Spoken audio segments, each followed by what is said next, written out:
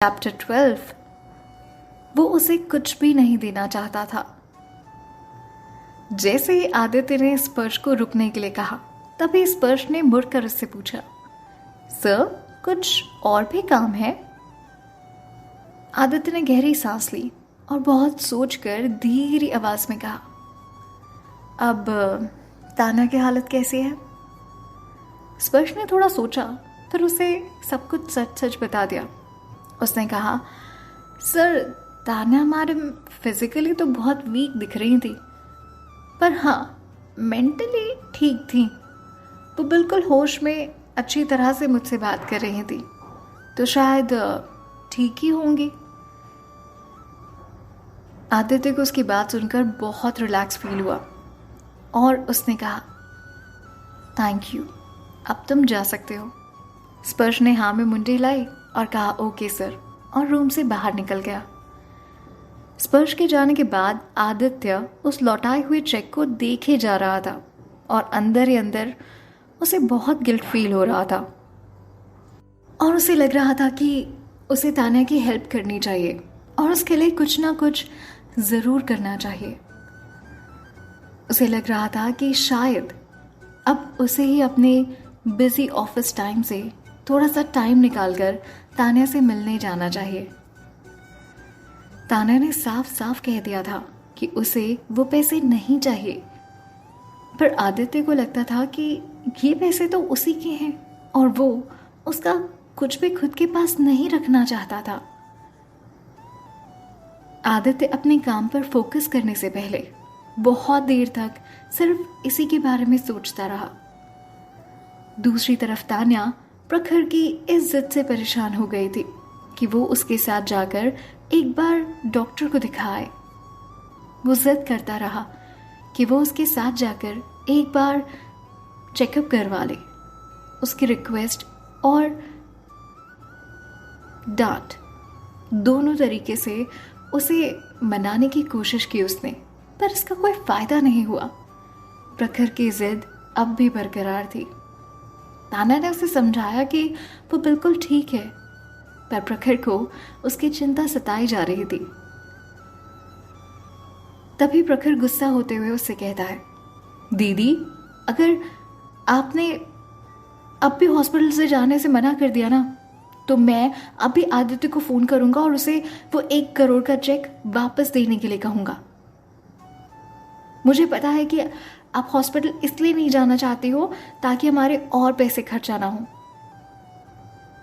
इसलिए चेक आ जाएगा तो वो प्रॉब्लम नहीं होगी, तब आपको टेंशन भी नहीं होगी पैसों की, तब तो जाओगी ना डॉक्टर के पास। प्रखर ने बहुत मासूमियत से उसे चमकाया था। तान्या उसकी धमकी से जोर जोर से हंसने लगी और वो हार मानकर बेड से उतरकर खड़ी हो गई। उसने कहा, ठीक है, तुम जीते, मैं हारी, मैं हॉस्पिटल जाऊंगी, पर मेरी भी एक कंडीशन है। उसकी ये बात सुनकर प्रखर खुश होकर उससे कहता है, हाँ हाँ ठीक है, मान लूंगा सारी बात, बताओ क्या हुआ।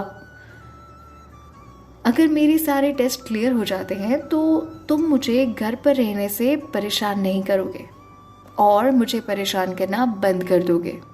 मुझे हॉस्पिटल की स्मेल बर्दाश्त नहीं होती। प्रखर सर हिलाते हुए कहता है, ठीक है, प्रॉमिस।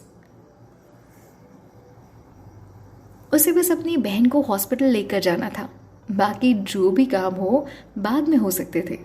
प्रखर ने जल्दी से एक बैग में उन दोनों के रात के कपड़े पैक कर लिए और तान्या को लेकर हॉस्पिटल चला गया।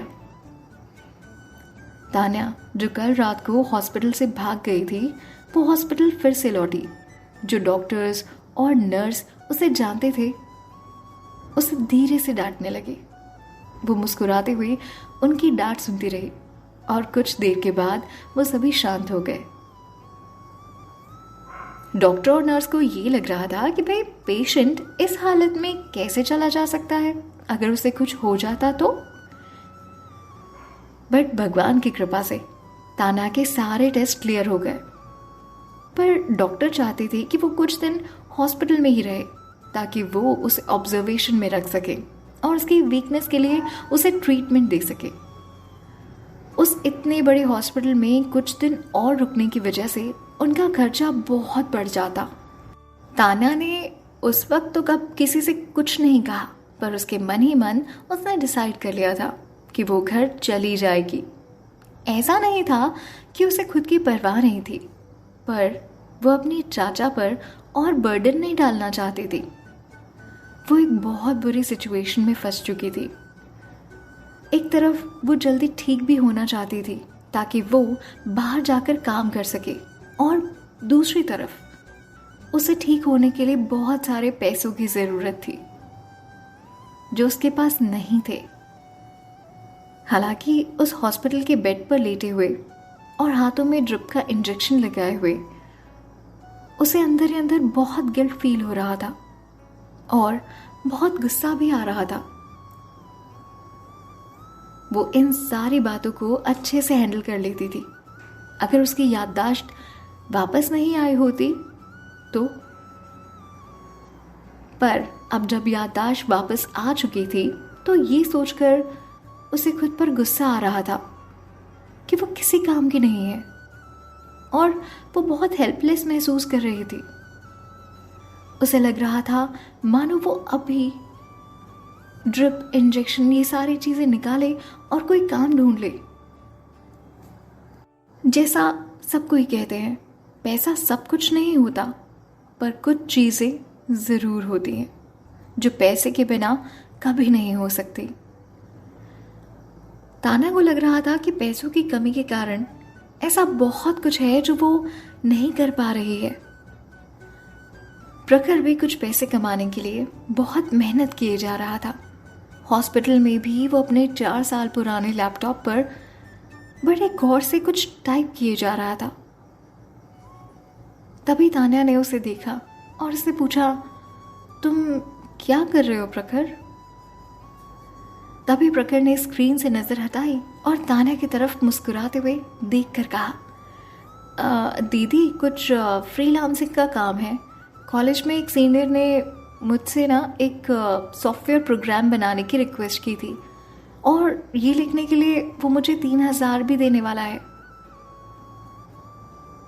ये बात सुनकर तान्या की आंखों में जैसे चमक आ गई और उसने प्रखर से पूछा, तुम्हें आता है ये सब कुछ? हाँ, काम खत्म होते ही इसके पैसे मिल जाएंगे तुम्हें? प्रखर ने बड़ी उम्मीद से कहा, हाँ, मेरा सीनियर जानता है कि हमारी फिनेंशियल कंडीशन अच्छी नहीं है, इसलिए वो मुझे टाइम से पैसे दे देते हैं। एक्चुअली ये मेरा दूसरा प्रोजेक्ट भी है और वो मुझे और काम देना चाहते हैं, जिसके लिए मुझे यही कोई 20,000 रुपये मिलेंगे।